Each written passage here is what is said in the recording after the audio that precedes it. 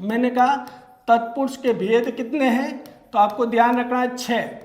2 भेद नहीं है, कौन से, कर्ता और संबोधन नहीं है, बाकी 6 तत्पुरुष है। अधिकरण तत्पुरुष। अब अधिकरण तत्पुरुष में क्या है, नोट करो अच्छी तरह से, ध्यान रखना है। इसमें क्या होगा, मैं पर, कौन सी विभक्ति आती है इसमें, मैं पर विभक्ति चिन्ह का लोप होता है।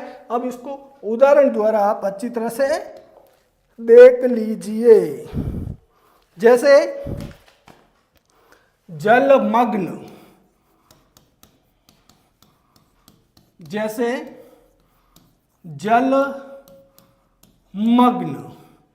अब आपसे पूछा जाए जलमग्न में कौन सा समास है, तो वो तत्पुरुष है, और तत्पुरुष में दे रखा है तो अधिकरण तत्पुरुष हो जाएगा। कैसे होगा, विभक्ति देखो, जल में मग्न, जल में मग्न, जलमग्न होगा। जल से करण मत कर लेना, जल से मग्न नहीं, जल में मग्न, क्योंकि कोई चीज जल में समाती है, जल से नहीं है, जल में मग्न यानी जल से डूबी हुई, जलमग्न। ये नोट करें, इंपॉर्टेंट है, विद्यार्थी गलत करते हैं इसको।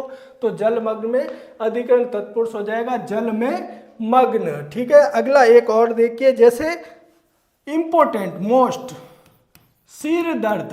क्या है, आपसे पूछा जाए सिर दर्द में कौन सा तत्पुरुष है, तो अधिकरण तत्पुरुष है।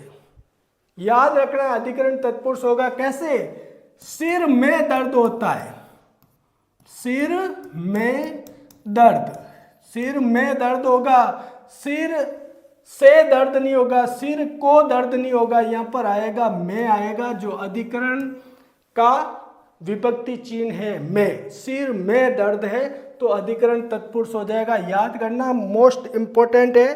एक और मोस्ट इंपोर्टेंट है जो आता है गुड सवार। क्या आता है, गुड सवार में कौन सा समास है, तो ध्यान रखना, गुड सवार का विग्रह करोगे तो क्या होगा, इसे नोट करना। गुड सवार में होगा घोड़े पर सवार होगा।